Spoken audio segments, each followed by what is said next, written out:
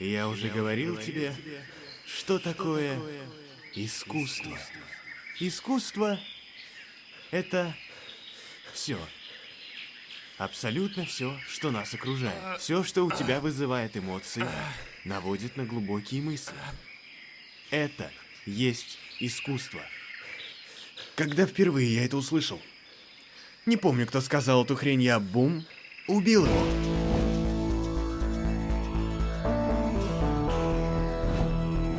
Как часто вы слышали тезис о том, что игры — это зло, пустая трата времени, или что игры портят психику человека и вредят его здоровью в целом?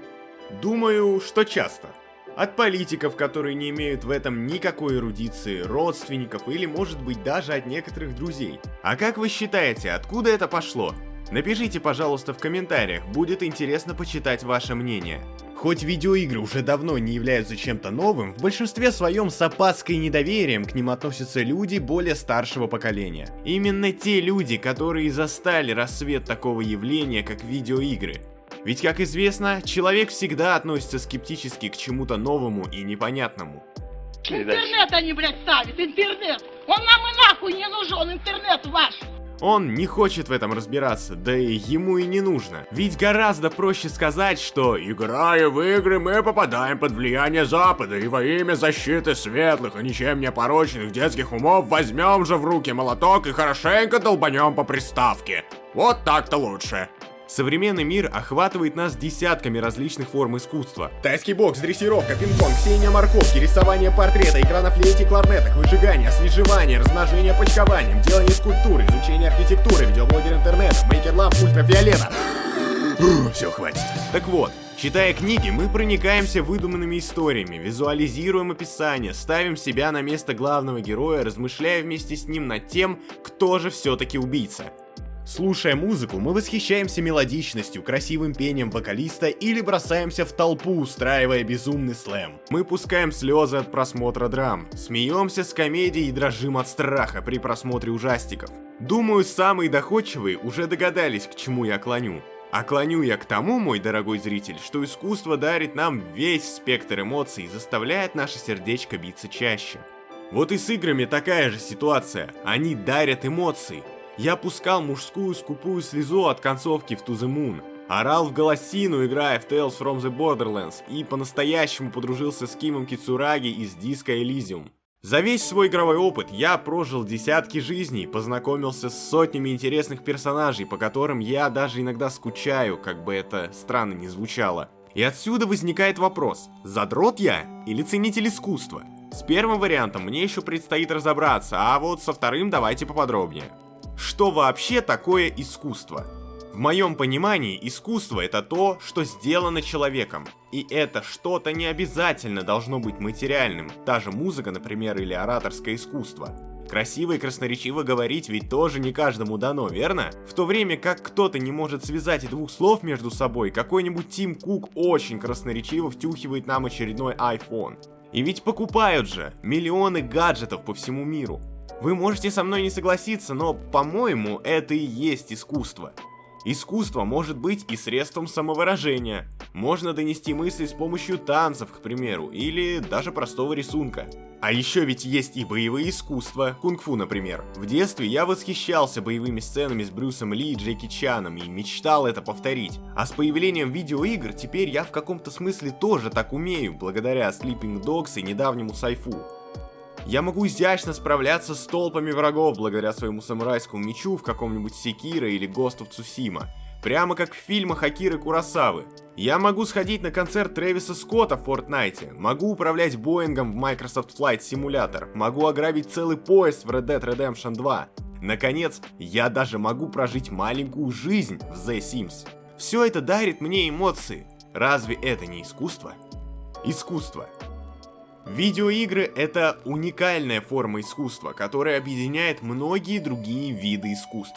Они содержат в себе и элементы литературы, и живописи, и анимации, музыки и драмы. Игры — это несколько томов сценария, благодаря которым мы верим в происходящее. Это сотни часов записи актерской игры, благодаря которым мы верим персонажам. Это написание музыки, благодаря которой мы проникаемся атмосферой. Это огромные миры, на которые игрок так или иначе может повлиять. Это скрытые смыслы, в которых хочется копаться. Возьмем, к примеру, Journey. Это игра, которая не имеет слов, но передает эмоции и идеи через музыку, геймдизайн и игровой процесс. Игрок управляет персонажем, который путешествует по пустыне и встречает других игроков на своем пути. Игроки не могут разговаривать друг с другом, но могут показывать свои эмоции через движения и звуки. Игра передает идею о том, что мы все ищем свое место в мире, и что мы можем находить своих единомышленников, даже если они не говорят на нашем языке. Впрочем, даже если они вообще не говорят. Видеоигры могут быть источником вдохновения для других видов искусств. Многие игры имеют потрясающий дизайн персонажей и мира, который может стать источником вдохновения для художников и дизайнеров. К примеру, фанфиков по какому-нибудь Overwatch не сосчитать. Ох уж это бедная Трейсер. Многие игры имеют такую музыку, которая может стать источником вдохновения для других композиторов и музыкантов. Например, музыка из The Legend of Zelda поистине стала классикой и исполняется на концертах и в оркестрах. А по франшизе Resident Evil в 2016 году в Японии прошла целая театральная постановка. Кроме того, видеоигры могут использовать элементы литературы и драмы в своей сюжетной линии. Такие игры, как The Witcher и Mass Effect, имеют сложные сюжеты, развивающиеся в зависимости от решений, которые принимает игрок. Вы можете уничтожить духа и спасти тем самым деревню, но при этом детей заберут ведьмы. Или помочь духу, но деревня будет уничтожена, а детей спасут. Трис или Йеннифер? А может быть, обеих сразу? Игры могут рассказывать истории, которые заставляют игрока переживать эмоции и принимать решения, которые имеют последствия для персонажей и мира игры. Так, в Fallout New Vegas от выбора, за какую фракцию мы будем играть, зависит дальнейшая судьба тамошних городов и их жителей. Наконец, видеоигры могут быть искусством, потому что они могут создавать новые формы искусства. Например, виртуальная реальность VR позволяет игрокам погрузиться в полностью иммерсивный мир, который создается человеком. VR-технологии уже считаются отдельной формой цифрового развлечения, которая позволяет игрокам стать частью той или иной истории в виртуальном пространстве. Кроме того, видеоигры могут быть использованы для передачи социальных и культурных идей. Многие игры имеют сюжеты, основанные на исторических событиях или культурных традициях. Например, в Assassin's Creed Unity вы можете увидеть, как развивалась французская революция. А на примере Assassin's Creed Odyssey в школах рассказывают о сражениях спартанцев.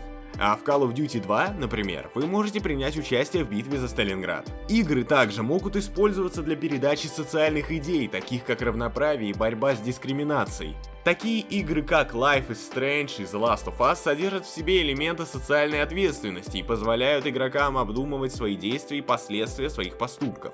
Кроме того, видеоигры могут быть использованы для обучения и развития креативности. Они могут помочь детям и взрослым развивать логическое мышление, решать проблемы и улучшать навыки коммуникации.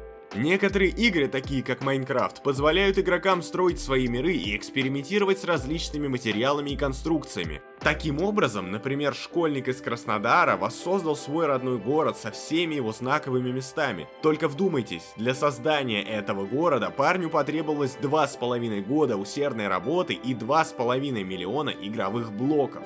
Школьник отметил, что в будущем собирается идти на архитектора, то есть по сути, казалось бы, какой-то там Майнкрафт может стать источником вдохновения для творческой работы в других областях, таких как архитектура и дизайн. Ну разве не прелесть? Наконец, видеоигры могут иметь положительный эффект на здоровье и благополучие. Игры могут помочь людям расслабиться, снять стресс и улучшить настроение. Некоторые игры, такие как Just Dance и Nintendo Switch Sports, позволяют игрокам заниматься физическими упражнениями в домашних условиях. Это может стать способом мотивации для поддержания здорового образа жизни и улучшения физической формы. В заключение, видеоигры — это не просто форма развлечения, а также искусство, которое может быть использовано для передачи социальных и культурных идей, обучения и развития креативности, улучшения здоровья и благополучия. Они объединяют многие другие виды искусства и могут стать источником вдохновения для других его форм. Видеоигры могут быть использованы для передачи идей и ценностей, которые могут помочь формировать общество. Кроме того, они могут быть использованы для обучения и развития навыков, которые могут быть полезны в других областях жизни. Это все делает их неотъемлемой частью современной культуры и общества. Все эти факторы подтверждают, что видеоигры — это искусство, которое заслуживает признания и уважения со стороны общества и культурной сферы. И постепенно, малюсенькими шажочками, видеоигры все же получают долю внимания. Вот, например, на недавней церемонии премии Грэмми Assassin's Creed Valhalla от Ubisoft забрала свою статуэтку в номинации «Лучший саундтрек к видеоиграм интерактивным медиа». Это новая номинация, и до этого момента она еще ни разу не проводилась. Ну и, конечно же, без фейспалмов награждение не обошлось. And the Grammy goes to Assassin's Creed Valhalla. Вот такой вот ролик у нас получился. Мы старались сделать его информативным и полезным. Автор ролика — ваш покорный слуга Денис, а текст озвучивал Утенков Глеб. Вы можете поддержать наш канал на Бусти, а также поставить лайк, не забыв перед этим подписаться на наш канал. Пишите свои комментарии, что думаете по поводу темы ролика. Вас пока немного, так что мы успеваем все почитать и прокомментировать. Спасибо за просмотр, скоро увидимся.